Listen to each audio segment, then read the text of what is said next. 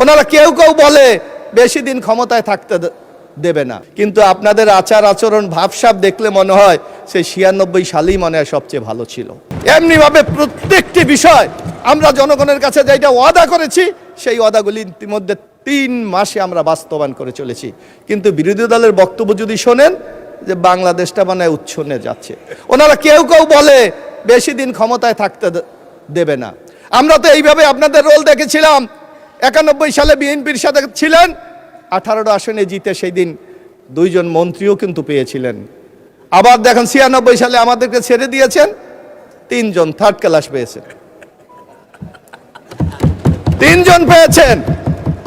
আবার এবার ইলেকশন করেছেন বিএনপির সাথে, আজকে আপনারা কিন্তু বিরোধী দলের আসন অলঙ্কৃত করেছেন।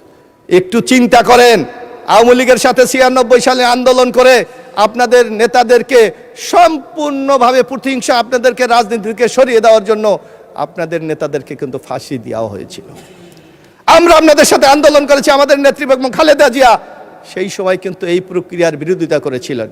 কিন্তু আপনাদের আচার আচরণ ভাবসাব দেখলে মনে হয় সেই 96 সালেই মনে হয় সবচেয়ে ভালো ছিল।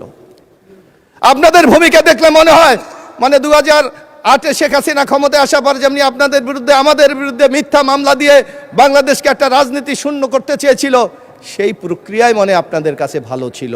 তাই আসুন এ ধরনের বিএনপিকে নিচ্ছিন্ন করার দিবাস্বপ্ন না দেখে আগামী দিনে বাংলাদেশটাকে কিভাবে আমরা গড়ে তুলতে পারি সেই পথে আমরা এগিয়ে যাই।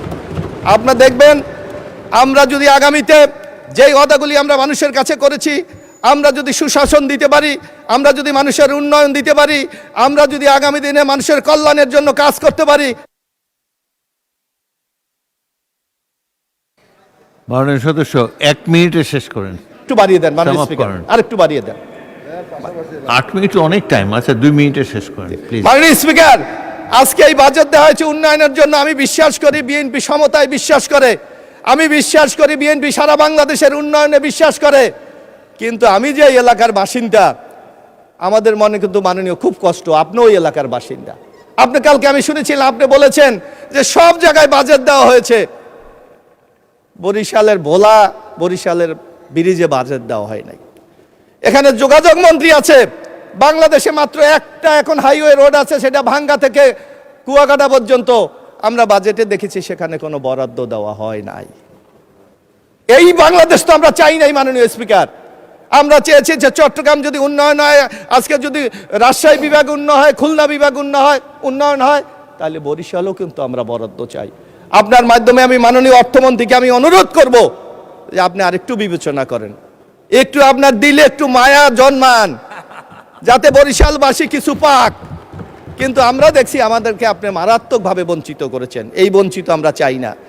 আমরা আমাদের নেতা তারেক রহমানের মতো আমি বলতে চাই সবার আগে বাংলাদেশ। তাই সেই বাংলাদেশকে উন্নয়নের জন্য একটু আপনি বরাদ্দ দেন। বাংলাদেশের দ্বিতীয় সমুদ্র সৈকত কুয়াকাটা, সেখানেও আপনি কোনো বরাদ্দ রাখেন নাই। আমার ওখানে একটি পোর্ট আছে, পায়রা পোর্ট, সেখানেও মাননীয় অর্থমন্ত্রী 1 টাকাও দেয় নাই।